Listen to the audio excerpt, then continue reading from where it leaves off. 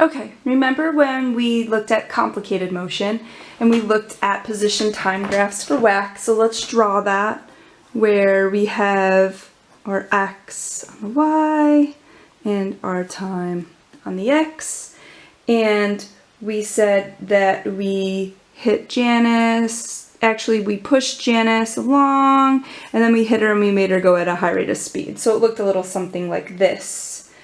And so by looking at that, we know a couple of things. We know that from here to here, that's the change in x.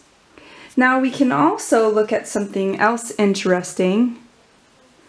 We're going to drop this down, you'll see why in a minute. This is the change in time 1, and this is the change in time 2. And we know that's important because those times are weighted and they affect the average velocity differently.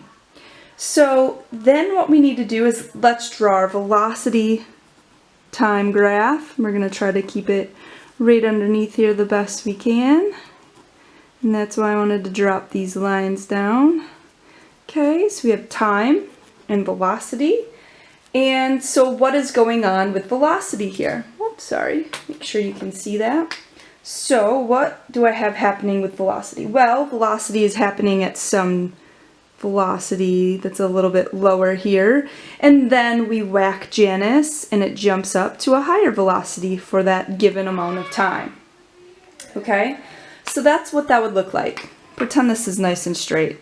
It's kind of hard for me to draw on this angle. I'm doing the best I can over here. I'm at home, so I don't have my whiteboards today.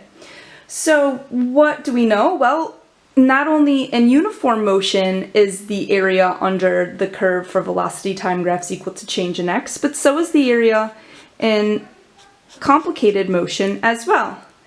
So it looks a little differently when we're looking at solving it.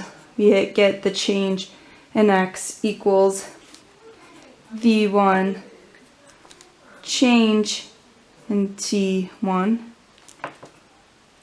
plus v2 change in t2. So it's a little bit different, but still has us finding the change in x. Sorry, let me scoot that over so you can see that.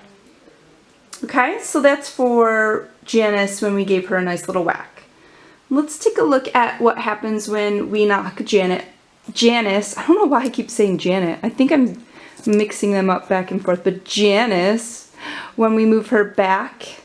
And this was the time when we started at the origin and we moved her, we pushed her smoothly, and then we knocked her back. Okay, so let's look at the position time graph to remember what that looked like. So that was giving her a nice uniform push and then knocking her back to the origin. So it looked a little something like this.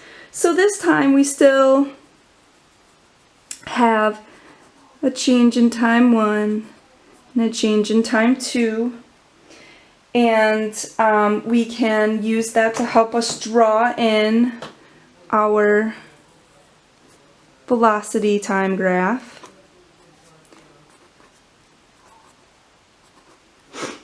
And something interesting happens with this velocity time graph. So we have this object going at a certain velocity, and then we need to add something in here. We need to add some negative, because if you see, we'll keep this 0, the origin here, that ball, Janice, after she gets hit back towards the origin, her velocity is negative.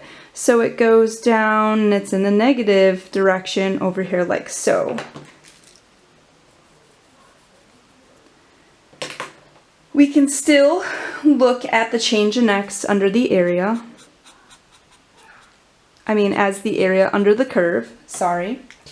And if you notice, this is positive and this is negative, and oh, you can't even see anything I'm doing. Oh my goodness, there you go. Sorry about that. But now you can see what I did. So we had to add in this bottom part to show that the velocity was initially positive and then it was negative as Janice gets knocked back to the origin. And so the area on top of the curve here, positive, over here, negative. That means that those two areas cancel each other out. And we kind of know that if we thought about it with common sense, that it goes back to right where it started. So yeah, it should cancel out. So what does that mean? Well, that means that the change in x is 0. Right? Which makes sense because we know that displacement is really what we're talking about with the change in x, and anytime we have an object that starts at the origin and goes back, or starts anywhere and goes back to where it started from, that initial position, we know that there is no displacement, it's 0. Okay, so pause where you need to, go back and look at what you need to look at.